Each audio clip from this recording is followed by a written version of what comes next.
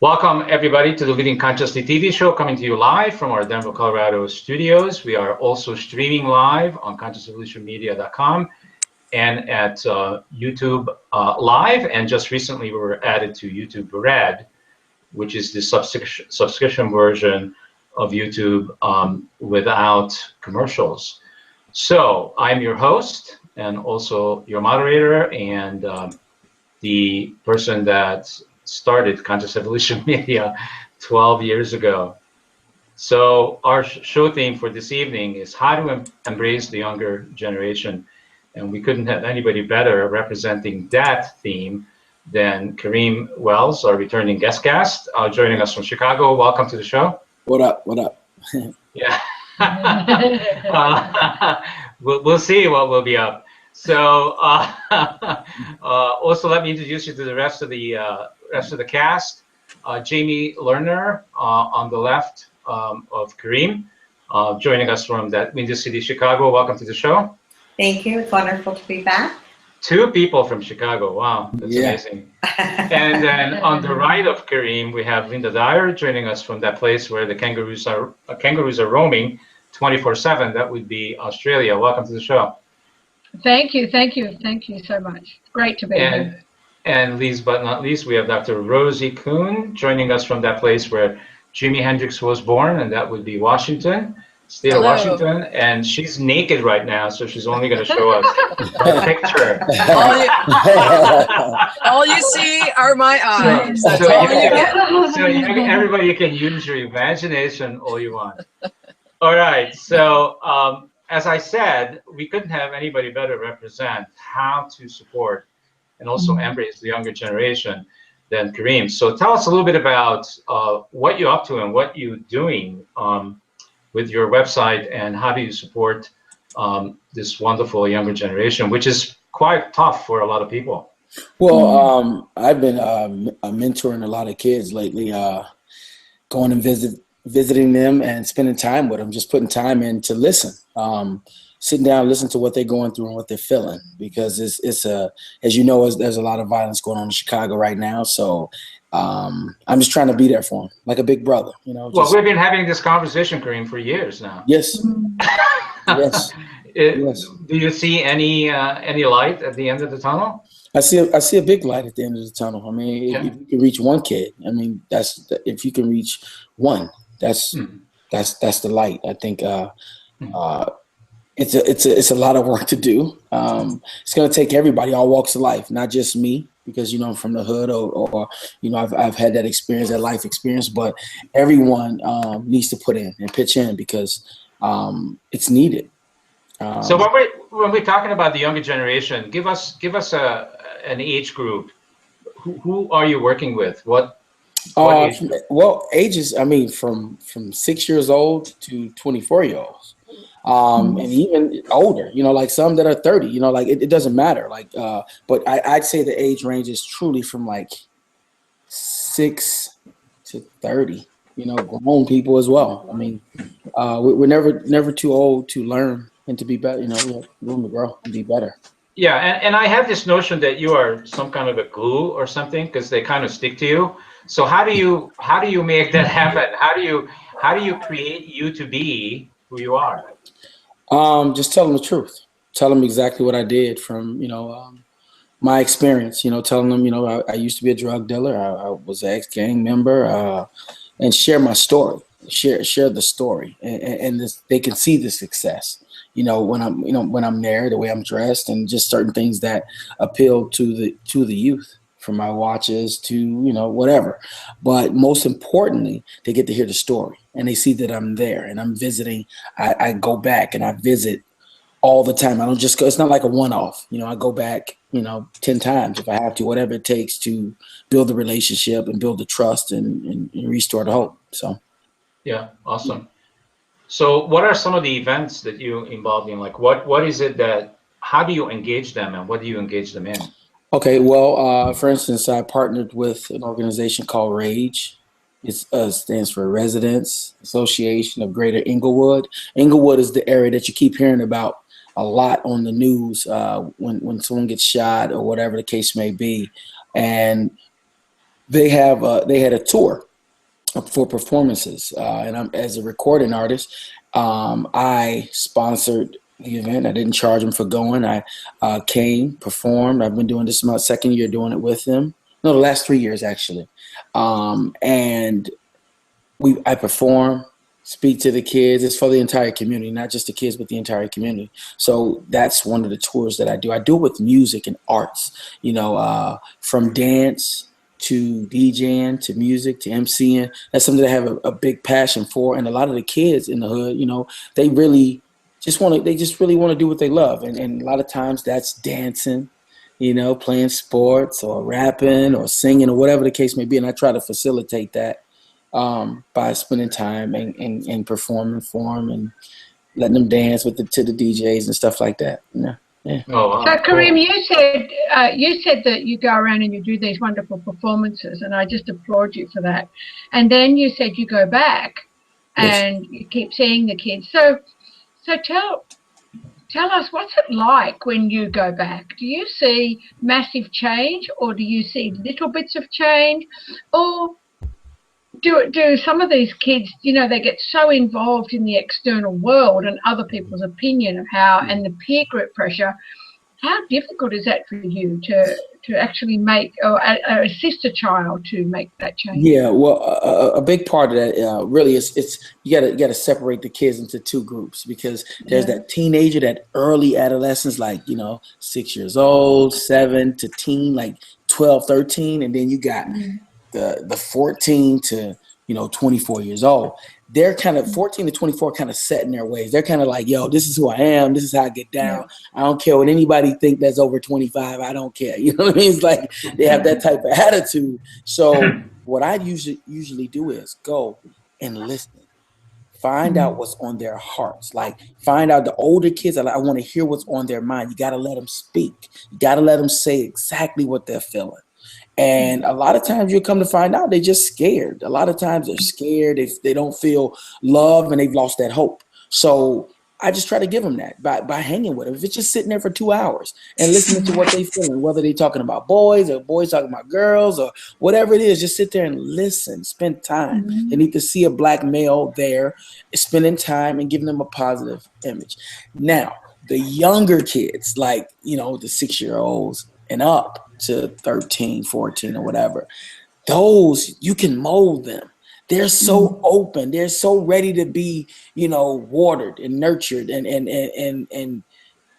want to hear you say, I love you. They want to hear, like, you so cute, or you look so pretty. They want to hear those compliments and those things that really matter. Like the kid, that root, you attack the root when you're dealing with the little kids.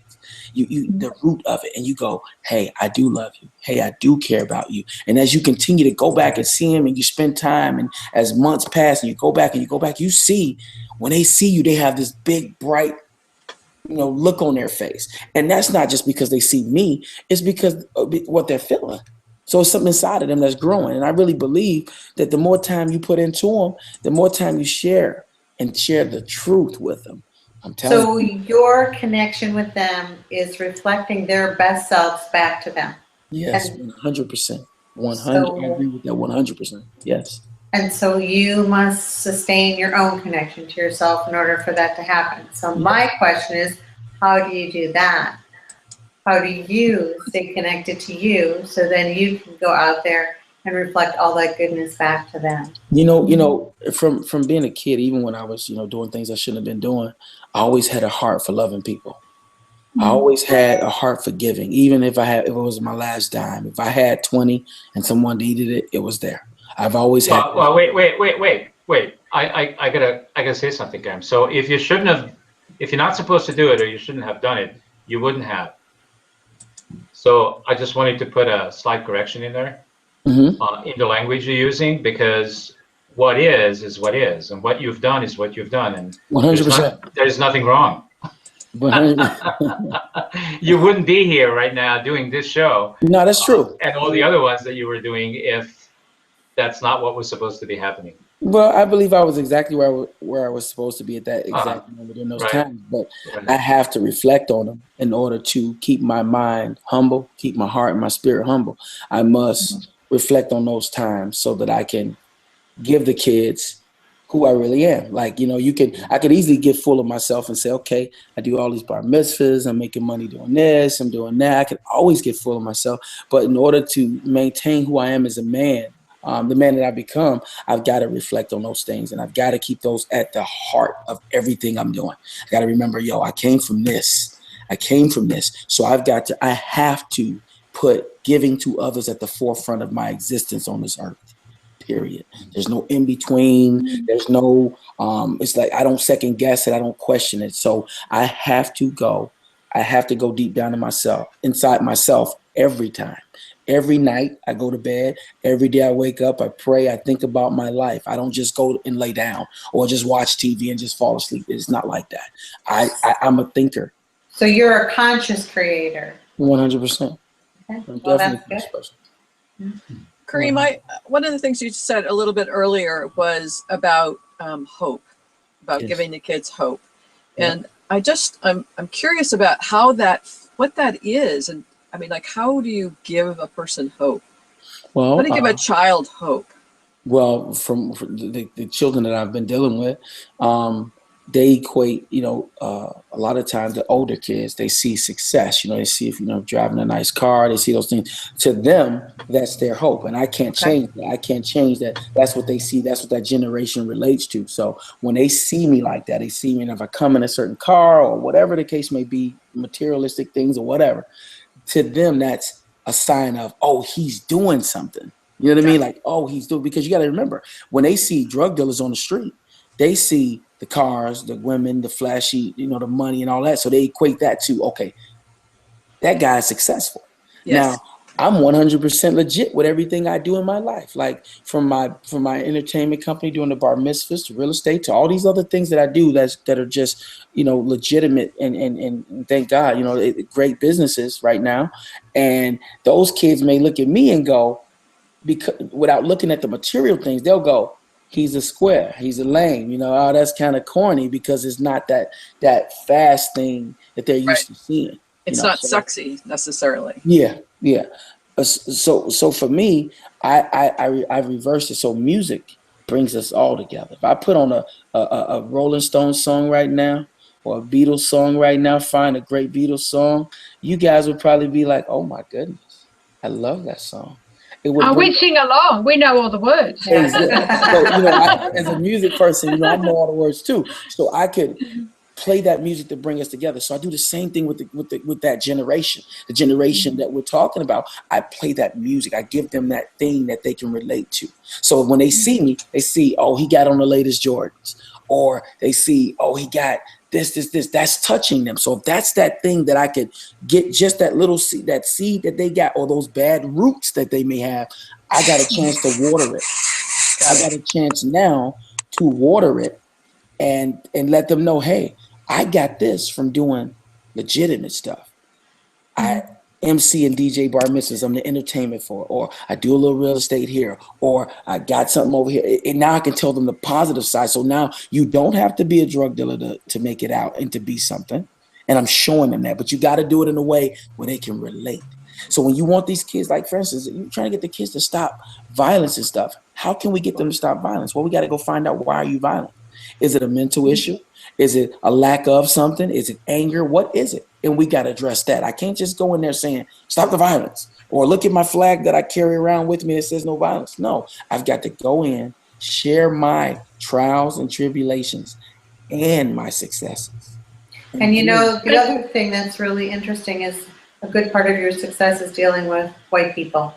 And you don't apologize for it, and you embrace it, and you share that experience with these kids. So you are breaking 100%. Racial barriers in a way that really, cuts deep for them. And 100%. Because with the police brutality and stuff that you hear about and you read about, and then people going, oh, white people don't care about us and all that. I don't believe that, because I cannot if I'm there and I'm speaking to these kids, I'm letting them know, hey, you don't have to be afraid of white people. White people are not out. All white people are not out to get you. All white people don't hate you, and they've got to see that, and the way that they see it is through me. through me every day. I mean, every day, my interactions, my every day, my weekend when I'm doing the bar mitzvahs, it's white people. It's, and you got to get over that. You got to get over that fear. And that works for white people as well. You can't be afraid to say, I do love black. I have nothing against black people. You know what I mean? Like, you can't be afraid to say it. We can't be afraid no more. We got to talk. And if you look at the election, I'm not going to get into the whole election thing, but if you look at how all this is, it's just really telling the truth. It's really opening everything up now. And now we're forced to talk about it, to open our minds and talk to one another versus let the internet tell you, or let's hide it for another 50 years. You know what I mean? It's like, let's talk as a people. Let's talk together. And this right here, I love coming on here because very diverse. We all come from different backgrounds. I like that. And that's what the world needs to see. That's what the world really is. So we've got to communicate with one another. Well, yeah, I agree 100%. And also, I want to add to that, which is to teach these youngsters to ask questions. Don't just, whatever you hear or whatever is going on, don't believe other people's beliefs. Question everything, right? Mm-hmm. I agree with that 100%. And that's something I try to do to get the kids to think. It's like, how many white people do you hang with? I'll say stuff like that just to get them to think. You can sit up here and talk about, oh, white people don't care about me. Okay, how many white friends do you have? How many white people do you interact with? Start interacting. Go downtown. Come down, interact and carry yourself in the right way. Carry yourself respectfully with integrity, and your mind, and use your mind. So yeah, it sounds. Go ahead. Yeah. You also create a wonderful role model because you are also in the white world. So white people see you and they go, "Oh wow, this is like this guy is black and he is so cool and he is making such a difference and he hangs with us and he socializes with us and."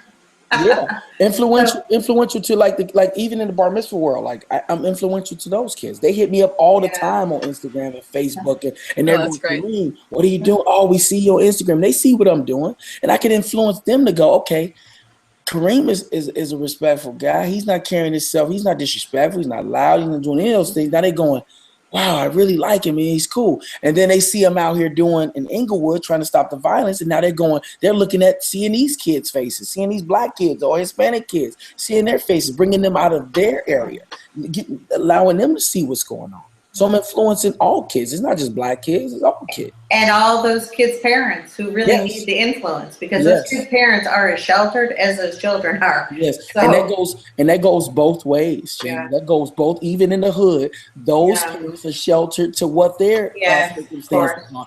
And you know what I mean? And they're believing it's a certain way. It's like this here, and they're stuck in that world. So I am the bridge. I still stand strong on it to the youth. I'm the bridge from the Po Coast to the Gold Coast downtown. There you go. I truly believe that I am that bridge. And the more people see me, the more people hear me speak, the more from either side, they're going to see that we're so much more alike than we know. So and I think the whole thing around hope that Rosie was talking about, you know what? You just showing up for more than once, that gives everyone hope. Because not many people do that. They might go and put their what we call 2 penneth worth in, but you go back and it's like for them that's got to be an essence of hope because this guy's actually showing up over and over again. And I made a conscious effort. I thank you for that for recognizing that. I made a conscious effort to tell my manager and the people behind me that I do not want to go anywhere 1 time, 2 times, 3 times. Put them on my schedule for the year. Let's get back there. It's a couple hours. Not going to kill me to stop what I'm doing and to schedule it properly to go see these kids. So that's a conscious effort. That's what it is. There is no I go 1 time. If you want me to come to DC or you want me to go wherever, I don't want to go 1 time. If you only want me to come 1 time, I'd rather not go. I'd rather not go. I'd rather go somewhere that's in my circle of places that I go and speak at because it's more strength in that, strength in numbers. So if I'm going 50 times out of the year or whatever it is to the same places I'm going back, it just it gives that real hope that like this dude, now they're going, This dude not like my father, who I've never seen, or who comes to see me every other weekend or once a month or every 5 months. This dude is coming to see me all the time, and I stay in contact with him on Facebook. I make that conscious effort to go, hey, I'm reaching out to these kids, man. Like, this cannot be. The youth needs brothers like me. The youth need people like y'all. That's straight up. We need it. We can't talk about age. So what? It don't matter what age you are. If we are communicating and listening to one another, man, it's power in that. That's why I'm where I'm at right now. I listened, I talked, and I listened. I had people who believed in me, and that means more to me than any money or anything. And then we agree to disagree, but at least the communication is open. That's right. We don't need to agree. No, as long We as just we need to talk. respect each other. I agree. Yeah. I agree. The hope So- is the key. Yeah, so I'm feeling that you're the kind of person that walks the talk, and one of the things that I wanted you to talk about also, that you getting ready to go back to school, right? Well, actually, let me get you up to speed. Yeah. I actually graduated, went back and got my GED. Oh I went to wow! school in Congratulations. November. I got my GED on June 4th. I graduated, walked the stage. I was able to give my mama my diploma, and it was the best feeling in the world. I don't think I've ever felt like that in my life. Like, there's nothing outside of my children being born. I think that was like that, because that's something that weighed heavy on my mind and on my heart for years. You know, knowing that, I let my mother down, and to be able to go back and really, like, to know that I made it, and all the success and the things that I've been blessed with, there's no true words. Like, it could have been anybody. And to know that it was me, that's one of the reasons why I have to always give back to the kids and to people, because I actually made it, even through my worst nights, being homeless and things like that. I actually, I was able to do it, and I didn't let making a little bit of money or those things stop me from healing that thing, getting that diploma and giving it to my mother and letting her know, telling her that I was sorry. And to be able to do that to me, that's more than enough reason to go back and help these babies and these, my people, killing one another. It really bothers me every day. And it's a must. This is a must. This is not playtime for me. It's to see these killings and hearing it all the time, every day. It's just tearing me apart, because I know that we're better than that, and I know that people are better than that. So it's all worth it. It's instilling the hope. I am walking hope, and I know I am. So I got to continue to get that message out. And So do you think that you're able to communicate the importance of education to younger kids now that you've gone back and gotten your GED and you're really proud of that you've graduated and have your diploma? Do you think that is helpful to them? 100%, because I'll also be able to tell them, as you're going through school, think about entrepreneurship. Think about how you can be your own boss. Think about putting integrity first, and good business and respect first while you're getting your education. The thing that school don't tell you is you can be that entrepreneur. You don't have to go to college all 4 years in this and go work for someone else. You can go to school, go to college, get your master's and all that, and work for yourself. You can be self-employed. You can be an entrepreneur. You truly can. That's the thing they need to hear.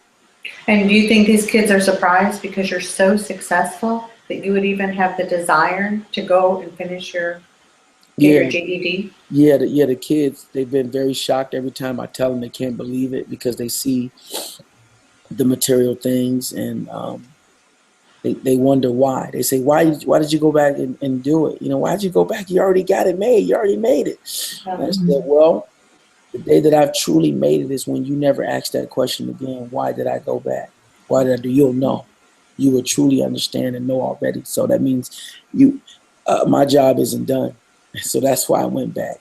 And I plan on taking online courses at Full Sail. I plan on getting a degree in entertainment and business from Full Sail. So I'm going to do it online at my pace. I don't care if I'm 50, 60 years old.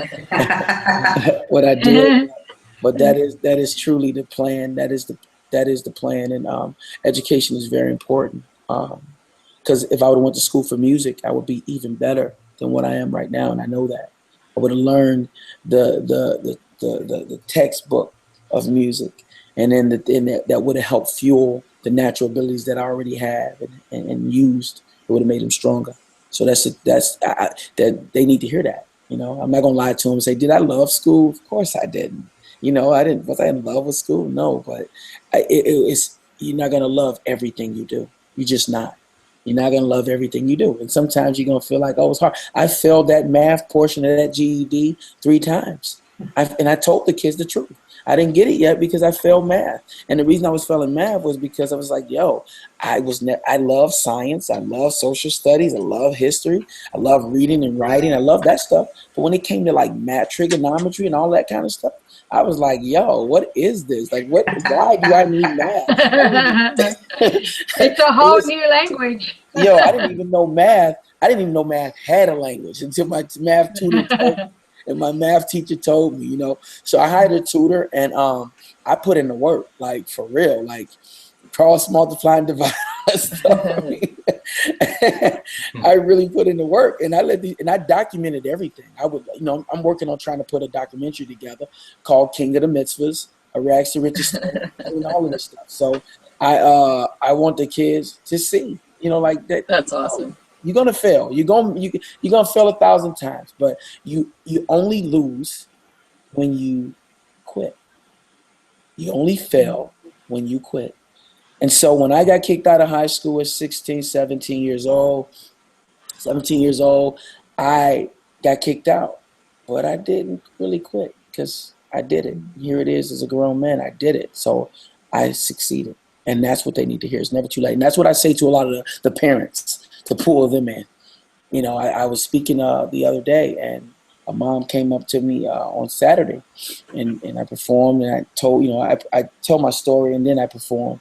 And I told her, you know, about the GED. I did a song called GED, and it's an acronym now. I made it an acronym for Get It Every Day. So I got these T-shirts made that say Get It Every Day, GED, Get It Every Day.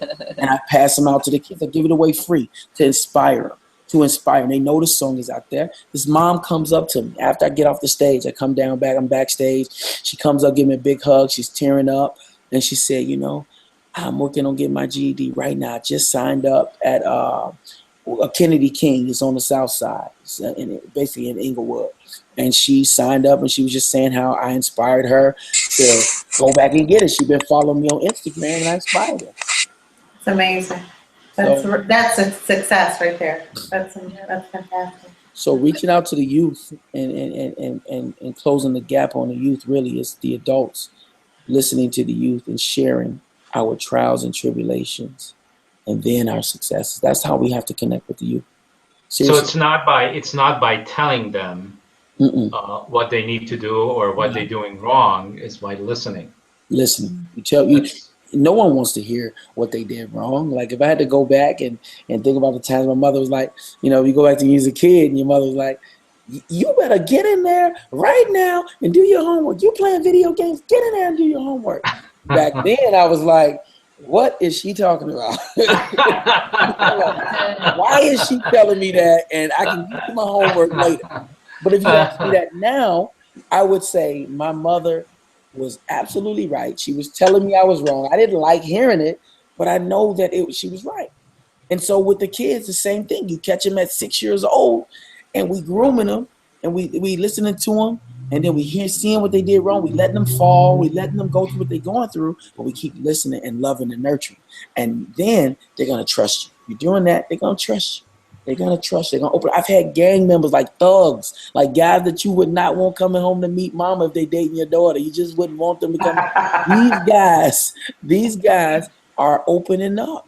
I go to this place called the Peace House, and these are guys that are in the streets for real, like for real. And I got these guys tearing up from my story and talking to them because I was them. They know it. They can see it. They're not blind. They know I was them. But to hear that I made it out and you too can make it out. And what I mean by make it out, not just come up, leave the neighborhood so you've made it out. No, in the mind. Make it out of that institution, that mental institution, that prison mental institution. Make it out of that. Overcome those stereotypes. Overcome those things. I'm going to always break down barriers. And I tell them that. Break down the barriers. I'm a black man who owns a bar mitzvah company. Yeah, that's quite a barrier. And I didn't sell out to do it. I didn't do anything like, I just. That's an incongruency if I ever heard one. Kareem, it's just interesting that this is a topic for today because I've just completed my 8th book, and the 8th book was called Create Confident Kids. Oh, wow. And everything you've been talking about, I'd love to send you some copies so you can use them. It was designed for teachers and parents and for people to just understand children more easily, you know, and ask better questions and listen, just like you're saying. And there's a whole chapter just on, you know, how does their mind work and how can we assist them to change their mind. And the X, because it's in alphabet, the X is about love, that every child out there is so unique. And to bless that uniqueness rather than to make everyone the same. You know, I know it's easier to make everyone the same like they do in school, but you know, so many kids don't get that because they're just not the same. So to bless that uniqueness that children have and allow that uniqueness to come to the forefront. Anyway, we can connect after the show. Please send me whatever you have. Like, please send it to me, man. Like, I would definitely use it because when I'm in these schools, I'm telling y'all, like, these kids worried about their lives, man. When they leave up out of school, they happy to be in school because it's safe there. And when they come up out of the school, that's when they kind of like, what am I gonna do? Where am I gonna go? So I would love to get whatever information you have so that I can communicate something different and great to the kids to help them. So I would love it. So that place that, like you're saying, it is like in school they're safe. Out of school, they're not safe. No, so certain areas, absolutely not. Like, there's certain areas where, you know, I'm, as a black man, I'm like, ooh, like, let me hurry up, let me hit the gas so I can get from over here. You And know, that's not getting better. I'm sorry, that's not getting better. Nah. No, that's actually getting worse. Yeah, So- it's getting worse. It 100% is. It's Getting worse. The kids, you know, just seeing the hope in their eyes for me is getting stronger. But the neighborhoods and it's still a lot of hurt and a lot of mental issues, I believe, inside the communities, mental health that has not been addressed. You know, I said it before, and this is not an insult to anyone or disrespect to anyone when I say this. You know, crack babies have grown up. And a lot of crack babies had issues, major issues. And those babies are now teenagers and, you know, 21, 22, with a lot of anger and a lot of emotional things that they're feeling that has not been addressed the proper way. And it's being taken out on whoever they come across. You know, like, you can step on the wrong kid's shoes and they go all the way off, ready to stab you or beat up a teacher. You see all these different things, and a lot of that is because of, you know, crack babies have grown up and they have not been helped mentally, and I really believe that's some of the issues too. Some of the issues. The insanity in my work. In all aspects of my work, I address, in a sense, the insanity that doesn't get addressed anywhere in reality. Mm-hmm. And the insanity of being in the United States, which, you know, should be one of the greatest countries in the world, and in many ways is. It's like the insanity that we have so much crime and so much unsafety, unsafe places. That's insane. Mm-hmm. And for any child to be living and viewing aspects of their world as an American and see, wow, this is not the world somebody else lives in. Like, how did I get here? And how, like, there's just the insanity of that. That's the best word I can use for it. No, And that's very interesting, Rosie, because when I first went to America to do my degrees at the University of Oregon, I was ready to come home in 2 days. It was scary, and because there were all these guys who wanted to kill each other, and the language, I'd never even heard that language before. And then that's in Portland. right. Yeah, no, that's in Eugene, Oregon, which is, really natural health type people who love and embrace the world and all the rest, and run around on bikes. I mean, we just had bikes and did everything. I loved it in the end, and I'm actually going back next week to visit. But it was I just still remember those first 2 days. For me, coming from another country, wow, it was really quite a scary thing to be confronted by. Mind you, we had the professor of criminology at the university, and they were encouraging quite a few prisoners, low-key prisoners, to be able to come to the university and learn, and maybe complete their degrees, or like you, their diploma, Kareem. Yeah, because I did those courses, and that professor is now, Professor Ken Polk, is now actually here in Australia lecturing at Melbourne University. So it's really interesting how things pan out. But some parts of America have been beautiful. I've loved every moment of it, and I go back a lot. However, as you say, if you're scared, imagine what it's like. Yeah. It's Chicago it's not every area, but it's, like those certain areas, certain pockets. I just don't, like I personally, I have to go because a lot of the schools, but I'm not trying to hang out. I go and do my thing at the different community houses and spend that time. But, I'm always on alert when I come out, because I do have things that people, would want. So I got to watch out for my life as well. But I'll never fear my own people. I just will not. I refuse to.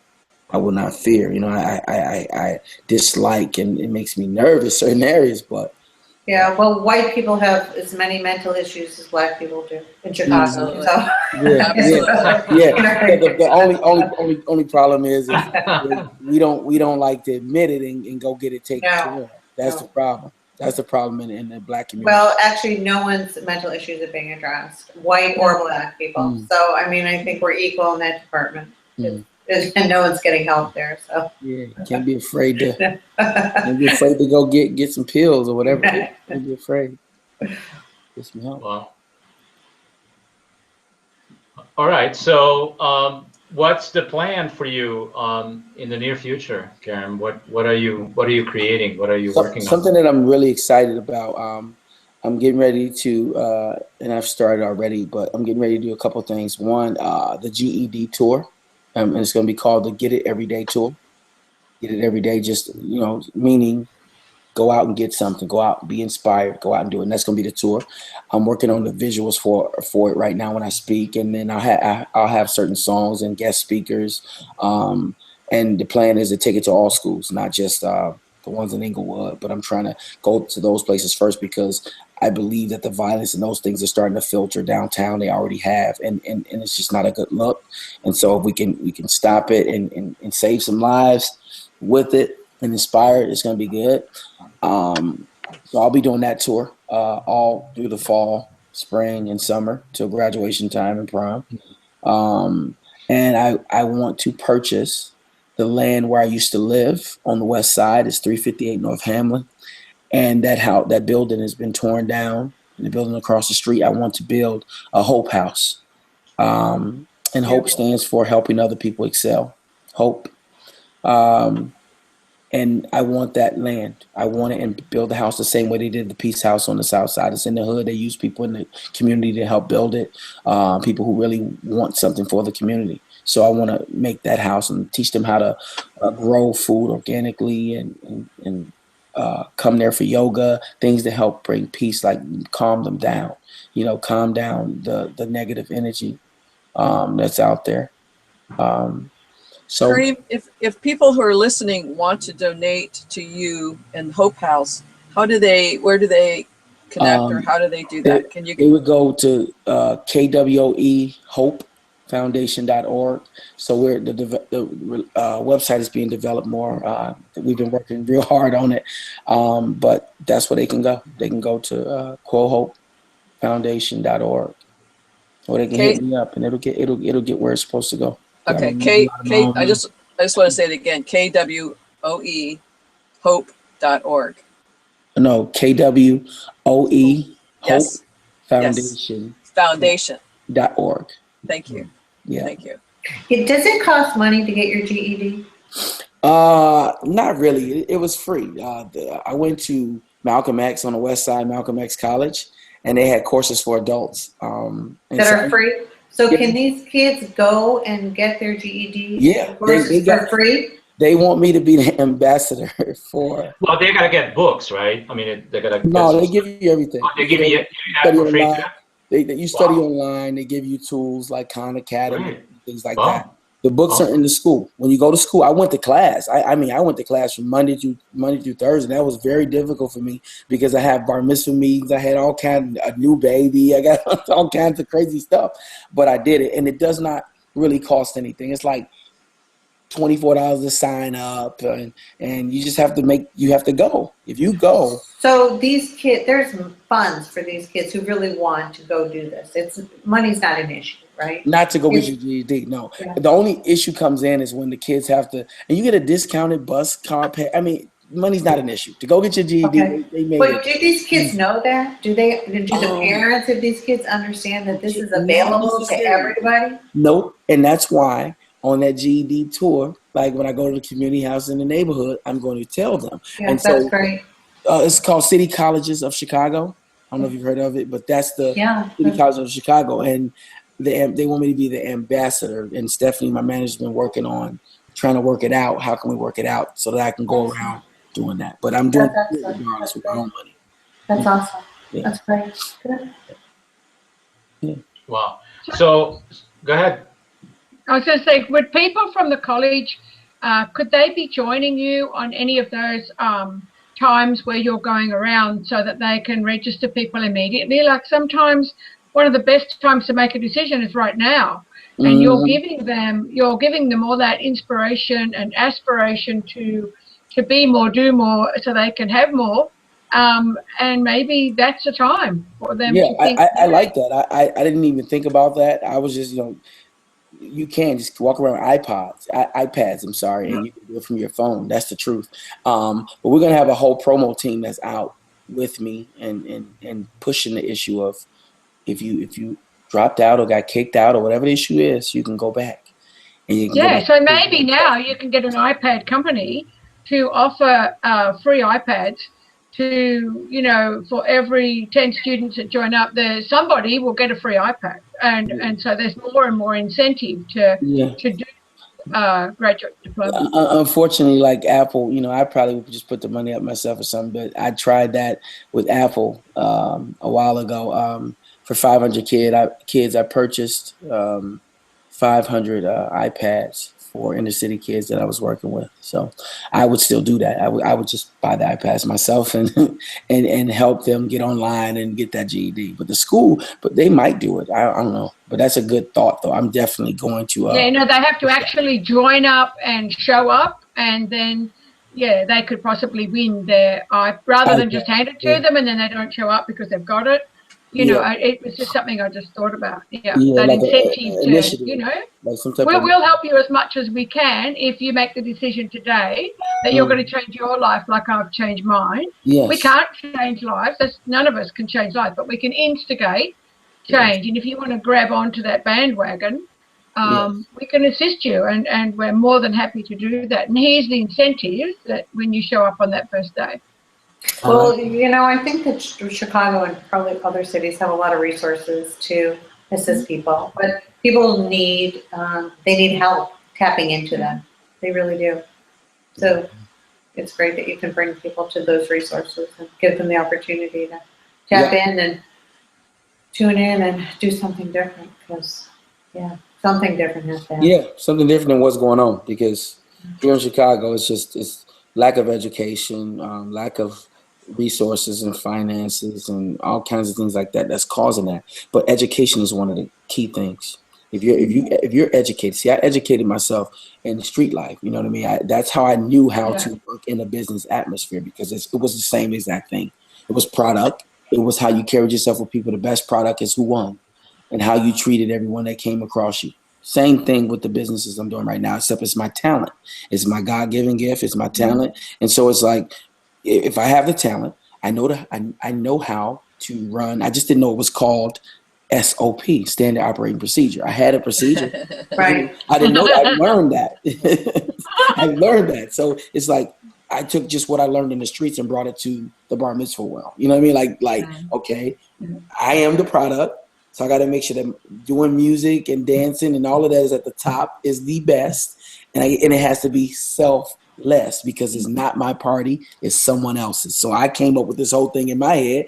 Hey, I can't forget when I was what it felt like to be 13. So I got to make this kid feel like they are the prettiest, the tallest, the best at who they are when I go and do this party. It's not about me. That's why I don't even say my name when I'm introducing, when I do the formalities. I don't say my name. Everybody knows who I am. So why do I need to say my name? Let me just say good evening, everyone. Good evening, ladies and gentlemen. It is truly a pleasure to be here tonight celebrating with the Lerner family. At this time, rise from your seat. You know, I don't have to say my name. You know, family. Let me make that family. We're all sold. Because you get it's not about you. You just get it's not about you. It can't be.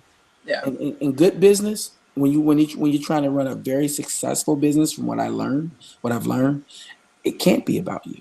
Yeah. It's got to be about my whole team, the dancers, the DJs, the MCs. Got to make sure that they all taken care of, that they all understand the principle and the standard operating procedures of the company. It can never be about us. They're all on board with you. Yeah, of course. Yeah. We book out 3 years in advance. They know what's up. Oh, that's Trust awesome. me. That's awesome. I want to come back to something you said that I'm curious about, in a sense that Linda was saying, hey, why not get some iPad or pad company to support you? And you said, no, I'd rather do that. Just buy them and give them myself. What's that about for you? What's the value in that for you? For me, it's I don't like asking for handouts. I don't like when it comes to giving to anyone, whether it's a homeless shelter, food for Thanksgiving, whatever. I don't feel like I have to go, because I've been put in a position so that I don't have to go out and ask for anything. That's one of my weakest points. I can admit my weakest points. My manager will be like, Kareem, you got to stop doing that. But I'm so used to like being on the in my mind, and from my past, being on the streets, I had to get it. There was no going to this person for it. I had to make it happen. So if I make it happen, and this is just the truth, there's no letdown from anyone. If I can do it, if I go to someone else and they don't help me, there's no letdown. But I know I can make it happen. Yeah. So I don't have to hear any letdown from anyone. So I'd rather, it's like that father that never came, that said he was coming and never came. Yeah. It's just a big letdown. And so I don't need that. I don't need that in my life. Yeah. So my sense too is that if it's like you're a man of with a generous heart, you have a generosity of spirit, and so for you to purchase iPads and give them yourself is so much more authentic and true to your heart, as opposed to saying, here's a company that is now sponsoring me, or here's the whatever. It's no part of what you're doing. It's totally your heart, and they can believe you in that way. Yeah, and I also believe this. You're 100% right, and I also believe this. This in the same way that I go out and I say, I'm going to do it myself. I'm going to get this for the people and get that, because I want to keep it organic and keep it authentic. Yep. If those people that see me doing this work see that I'm actually doing it, it's not about me lacing my pockets or any of that garbage. Right. If they see that and they're really who they say they are, they're supposed to be hitting me up like, yo, I like the bandwagon. Like the bandwagon you was talking about earlier. They're supposed to grab I like what you're doing, and how can I join how you? can I help you out? How can I help you help me to help us? That's what they're supposed to be saying to me. Yeah. You know, I shouldn't have to convince you. And I understand when you go the typical way of doing a foundation. They do these fundraising. I'm gonna do all that stuff, but my fundraiser is gonna be a little different. I'm not just be like, okay, give me some money. No, I want to show you what we're doing. If you want to, you know where to reach us. I don't have to. I went to one this past week. I went to. They invited me because I did the music for their video for the kids and all of that. And then they went into this big auction thing where it was like, who's gonna get? It's $3,500 now. Who's gonna do 35? And everybody raising their paddles to feel good about themselves. Later for all of that. I don't want to do any of that. Give what you want to give. You know exactly where to find us. If you do, help me to help you to help us. If not, no problem. I'm not gonna do it at my fundraiser. I'm just not. There's no. I don't want to put it like, give us money, give us money, give us money, give us money. I don't like doing that. So I'd rather just let them see my true actions. If you want to donate, that's on the brochure. It's on whatever it needs to be on. And if you do, you do. You see it from my works. I want you to donate because you see the work I'm putting in. You know what I mean? I don't want you to donate because some cute girl will just walk past you in a dress with a clipboard saying donate here and an iPad to swipe your card. I don't want to do that. And I get it. And I get that's how it's done. But I believe I was put here to do things differently. Yeah. So. Thank you for that. Thank you. You're welcome. Thank you for that. Rosie, I want to see you, baby. Where you at? Oh, and I keep seeing that little name pop up. I'm like, where my girl at, Rosie? Don't She let me down. hasn't had any time to put anything on much. Yeah, right. no, next time, Kareem, you saw me last year. You'll see me again. I promise. Cool. Well, this is fantastic. So All right. what's your next project, Kareem? So you've got the GED tour, which is really exciting. Yes. And then what happens? What does Kareem do? Well, I'm currently visiting all the schools still. So I still have. Wait, hold on. Currently, he has the most beautiful baby on the planet. Ah. Let's just go there for 1 minute. Yeah. Okay. I have a beautiful 10-month-old daughter, my wife, Evelyn, who is getting ready to leave for Alaska to choreograph for the University of Alaska. So I'll have the baby. The nanny has her right now. And Go get her. Go get her.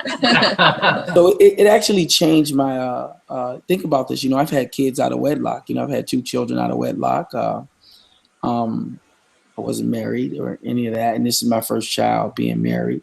That's something I'm very proud of. I could never see myself having a kid out of wedlock, but it happens. That's life. And, life is what it is. And, but to experience having a child with my wife is probably one of the most beautiful things I've ever experienced. Mm-hmm. I'm prepared financially to educate her properly, raise her properly, nanny, night nurse. I learned a lot of new things that I never knew existed.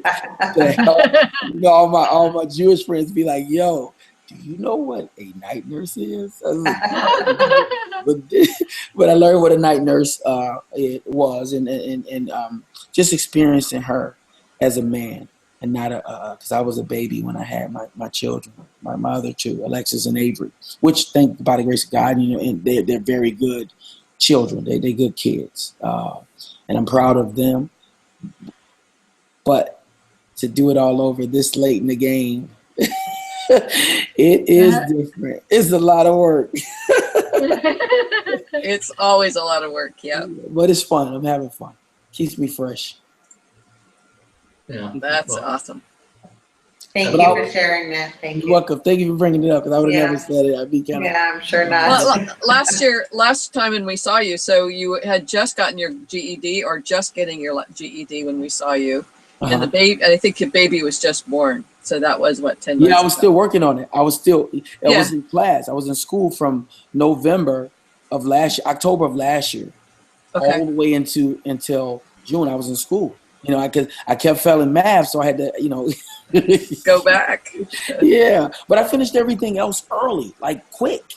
All my other classes, the things that I needed to pass online, you know, I did, and Yep. math was just that one, and so Yeah, I did it. And got, Yeah, I remember when you came on, you said you had to go back and do the math, Yeah. and yeah, that you Yeah. were determined. But you yeah, know what? see? I just want to say, I think your daughter is one clever chick because she chose a pretty cool dad Yeah. Thanks. to be with on this planet. So I'm going to give her 11 out of 10.